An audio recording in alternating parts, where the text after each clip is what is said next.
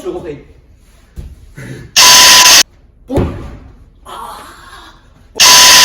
Bonjour et bienvenue à la première vidéo de la série Devenir un expert automobile avec Anthony Fados. Donc, dans cette vidéo, je vous démontre comment un moteur à combustion interne fonctionne, les fondamentaux et les différentes parties du moteur. Vous allez voir que c'est vraiment intéressant, c'est pas si compliqué que vous le pensez. Alors, sans plus tarder, laissons-nous commencer la vidéo. Pour introduire, on doit en premier comprendre le but principal d'un automobile. Le but principal d'un moteur de voiture est de convertir l'essence en mouvement pour que votre voiture puisse se déplacer. Actuellement, la façon la plus simple de faire cela est de brûler l'essence à l'intérieur d'un moteur. Par conséquent, un moteur de voiture est un moteur à combustion interne. La combustion se fait à l'intérieur. C'est tout simplement ça.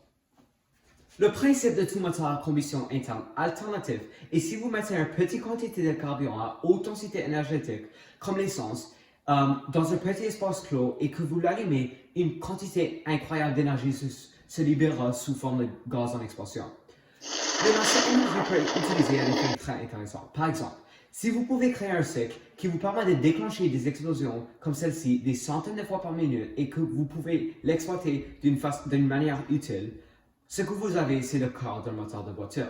Donc, pour comprendre le fonctionnement d'un moteur, on doit en premier comprendre que presque toutes les voitures équipées d'un moteur à essence utilisent leur cycle de combustion à 4 temps pour convertir l'essence en mouvement, comme on a déjà parlé. Le cycle à 4 temps est également connu sous le nom du cycle Otto. Pas comme automobile, non. Otto comme O-T-T-O. Ouais, je sais, c'est bizarre. Mais c'est en honneur d'un homme appelé Nicolas Otto qui l'a inventé en 1867. Je vais laisser son information dans un lien en bas. Alors, le moteur est composé de plusieurs pièces différentes qui contribuent toutes essentiellement au mouvement de la voiture. Donc, comment fonctionnent ces 4 temps et les pièces qui le composent? Bonne question, je vais parler de ça maintenant. Le moteur à 4 temps fonctionne selon 4 étapes de base, évidemment. Donc, c'est quoi ces 4 étapes? La course d'admission, la course de compression, la course de puissance et la course d'échappement. Cependant, ces 4 étapes arrivent dans chaque cylindre pour une rotation réussie de quelque chose qu'on appelle le vilebrequin, ou en anglais le crankshaft. Alors, avant de comprendre c'est quoi qui arrive dans chaque cylindre et c'est quoi ces 4 étapes, on doit en premier comprendre c'est quoi le vilebrequin et c'est quoi une rotation complète de celle-ci. Le vilebrequin est une pièce mécanique capable d'effectuer une conversion entre un mouvement de réciprocité et un mouvement de rotation. Ainsi, à chaque rotation complète du vilebrequin, ces 4 étapes se font effectuer dans chaque cylindre, comme on a déjà parlé. Et cette rotation est donc donnée aux transmissions pour tourner les roues du voiture. Voici une démonstration de comment ça marche. Donc dans le schéma, le piston est le parti gris rectangulaire qui est dans le cylindre, qui est le bleu. Donc dans le cylindre, tu peux voir que le piston retourne de haut à bas, de haut à bas, de haut à bas, et ça arrive des centaines de fois par minute par le cycle de combustion à 4 temps. Donc le plus que ça va de haut à bas, le plus que ce cercle gris tourne. Donc ce cercle gris est le vilebrequin. Le vilebrequin prend le puissance du piston et le donne aux transmissions, comme vous pouvez voir dans ce schéma. Maintenant que vous avez compris comment le vilebrequin fonctionne, je peux vous expliquer chaque étape du cycle de combustion à 4 temps, ainsi que les pièces qui se trouvent dans chaque cylindre et leur fonction. Donc, comme je l'ai dit avant, le vilebrequin est attaché à des barres de liaison qui tiennent les pistons. Le piston se trouve dans le cylindre, ainsi que le soupape d'admission, le soupape d'échappement et la bougie d'allumage. C'est ici qu'on peut dire que la magie arrive. Retournons au cycle à 4 temps. La première étape est la course d'admission. Dans cette course, le soupape d'admission s'ouvre pour laisser entrer l'air qui est aspiré dans le cylindre et l'injecteur de carburant pulvérise le carburant dans le cylindre pour obtenir un rapport air-carburant parfait. Le mouvement descendant du piston provoque l'aspiration de l'air et carburant dans le cylindre. Ensuite, le soupape d'admission se ferme et la course de compression commence. La course de compression est celle où les soupapes d'admission et les soupapes d'échappement sont tous les deux fermés. Le mouvement ascendant du piston provoque la compression du du mélange air-carburant vers le haut en direction du bougie d'allumage. La compression rend le mélange air-carburant volatile pour faciliter l'allumage. Par la suite commence la course de combustion. Les soupapes d'admission et d'échappement sont toujours fermées. Le bougie d'allumage produit un déclenchement pour enflammer le mélange air-carburant comprimé. L'énergie résultant de la combustion pousse les pistons vers le bas parce que c'est tellement concentré. Et ensuite commence la dernière étape. Cela nous rend aux courses d'échappement. Les soupapes sont finalement ouvertes. Par les pistons de retour, les gaz d'échappement sont poussés vers le haut et où ils sont expulsés vers le tuyau d'échappement et sortis en l'air. Et c'est fini, c'est comme ça. Le cycle à combustion à 4 temps est fini. Alors revoyons encore la course d'admission. La soupape d'admission s'ouvre, le piston descend et le mélange air-carburant rentre. La course de combustion commence, les deux soupapes sont fermées, le piston remonte en compressant le mélange air-carburant et le rendant volatile. Maintenant, la course de combustion. Le bougie d'allumage crée un déclenchement qui pousse le piston vers le bas pour ensuite commencer le course d'échappement. Finalement, le course d'échappement. La soupape d'échappement ouvre et le piston remonte en poussant le vapeur à l'extérieur du moteur. Cela conclut le cycle à 4 temps et ce qui arrive dans les cylindres. J'ai expliqué que le mouvement de les pistons dans les cylindres se fait par le vilebrequin, mais je n'ai pas expliqué comment les soupapes et les injecteurs de carburant se font contrôler.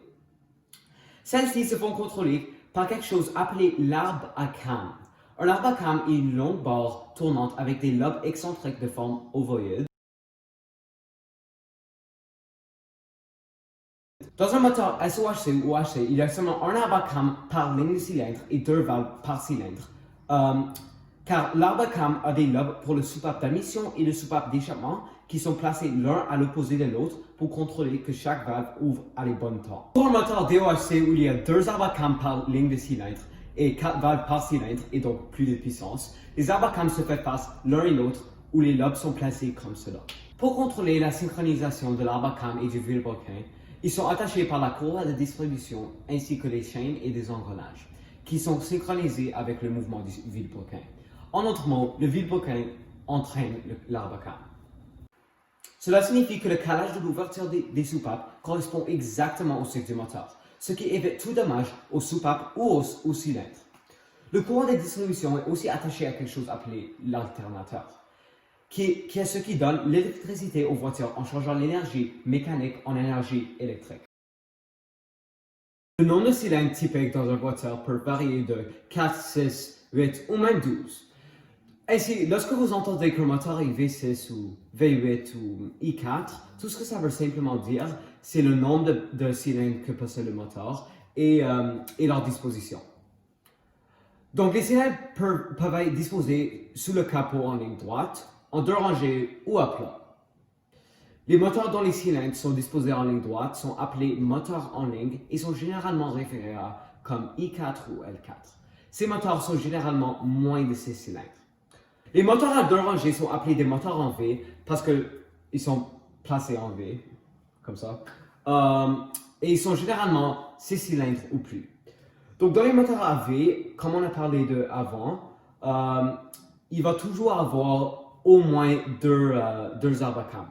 Car même si c'est un SOHC, il a un arbre à cames par ligne. Donc dans un moteur DOHC V, il va avoir 4 arbres à cames. Finalement, plus il y a des cylindres, plus il y a des pistons pour brûler du carburant, et donc habituellement ça veut dire plus de puissance. Donc si tu entends un moteur V6 versus un moteur i4, les chances sont que le moteur V6 est plus puissant. Mais il y a des exceptions. Laisse-moi expliquer. En général, un moteur avec plus de cylindres produit plus de puissance, tandis qu'un moteur avec moins de cylindres permet une meilleure consommation de carburant. Donc, pour obtenir de la puissance et un meilleur rendement énergétique, des turbocompresseurs et des surpresseurs ont été créés. Un turbocompresseur est un dispositif qui sert à augmenter la puissance d'un moteur. Un moteur à 4 cylindres équipé d'un turbocompresseur peut produire autant de puissance qu'un moteur à 6 cylindres, mais consomme moins de carburant lorsqu'il est conduit en douceur. Les moteurs avec un turbo obtiennent parfois un T après leur cylindre, donc ça peut être 2.0 T, désigne un moteur de 2 litres avec un turbocompresseur. Donc voilà, cela est l'exception.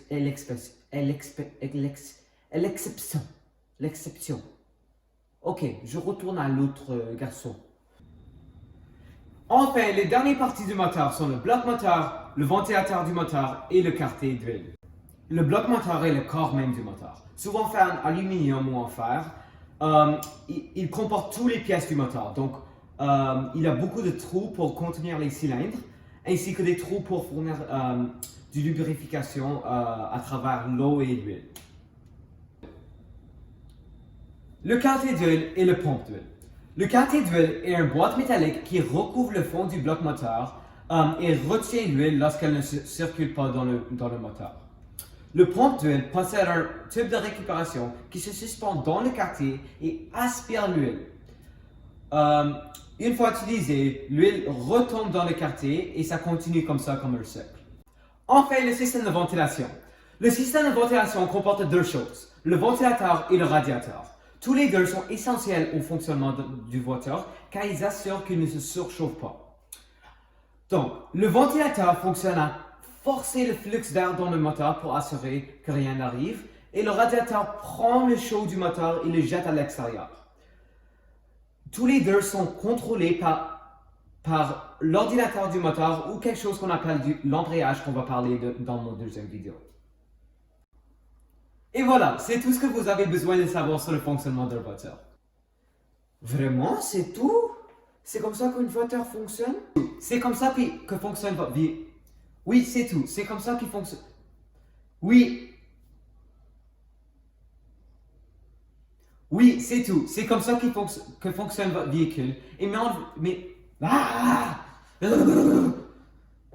Oui, c'est tout. C'est comme ça qu'il fonctionne. 3 hours later. Oui, c'est tout. C'est comme ça que fonctionne votre voiture. Et maintenant, vous le savez en seulement regardant une vidéo. Dans ma prochaine vidéo, je parle des terminologies des voitures qui vous aidera à mieux décrire votre voiture, à savoir de quoi votre mécanicien parle quand il lance des mots compliqués, qui vous aidera à ne pas se faire arnaquer. Et en plus, c'est juste important de savoir dans votre vie quotidienne. J'ai vraiment hâte de vous enseigner et merci beaucoup pour votre temps. Au prochain.